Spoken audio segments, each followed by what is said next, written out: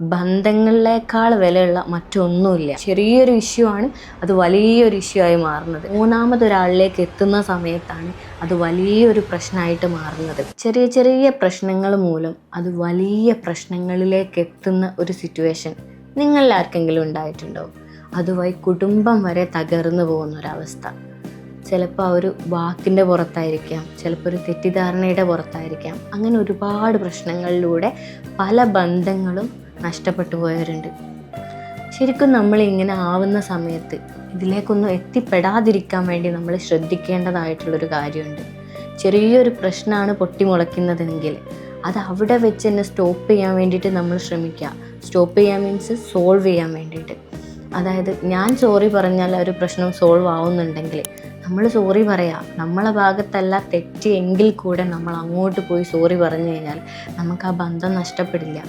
നമുക്ക് നമ്മുടെ ഈ ഒരു ലോകത്ത് ബന്ധങ്ങളിലേക്കാൾ വിലയുള്ള മറ്റൊന്നുമില്ല. അപ്പോൾ അതുകൊണ്ട് എന്തെങ്കിലും ഒരു ചെറിയ പ്രശ്നം വന്നാൽ അത് വലിയ രീതിയിൽ വലിച്ചു നീട്ടാതെ എല്ലാവരെയും അറിയിച്ച് നാശാക്കി വഷളാക്കി മൊത്തത്തിൽ എല്ലാവരും അറിഞ്ഞ് ആ ചെറിയൊരു വിഷയം വലിയൊരു വിഷയമായി വലിയ ബന്ധങ്ങൾ തകരാറിലാവുകയാണ് ചെയ്യുന്നത്.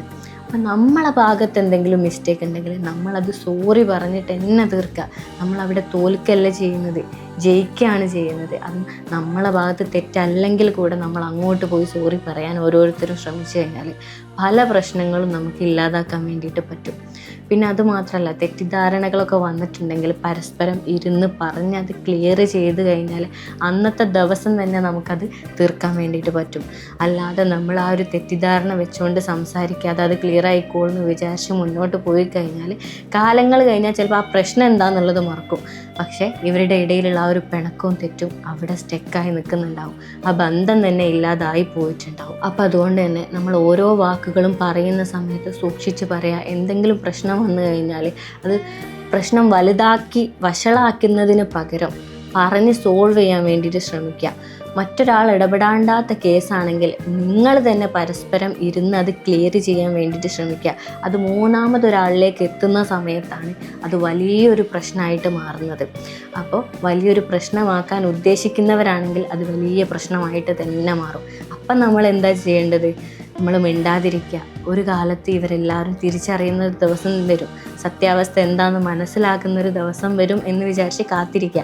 അല്ലാതെ നിങ്ങൾ അതിനെ എതിർക്കാൻ പോവുകയോ അതല്ലെങ്കിൽ പ്രതികരിക്കാൻ പോവുകയോ ചെയ്ത് കഴിഞ്ഞാൽ അവിടെ മൊത്തത്തിൽ പ്രശ്നമായിട്ട് അത് സോൾവ് ആവില്ല. അപ്പം അതുകൊണ്ട് ഒരാൾ സൈലൻ്റ് ആയിട്ട് നിൽക്കുക, മറ്റേ ആൾ എന്തോ ചെയ്യട്ടെ.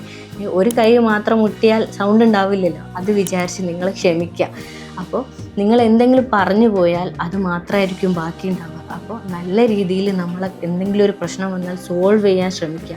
അല്ലാതെ അത് പ്രതികരിക്കാനോ ആ പ്രശ്നം വഷളാക്കാനോ എല്ലാവരെയും അറിയിച്ച് വലിയ നാശത്തിലേക്ക് എത്തിക്കാനോ വേണ്ടിയിട്ട് ആരും ശ്രമിക്കരുത്. എപ്പോഴും മനസ്സിലാക്കേണ്ട ഒരു കാര്യം, ചെറിയൊരു ഇഷ്യൂ ആണ് അത് വലിയൊരു ഇഷ്യൂ ആയി മാറുന്നത്.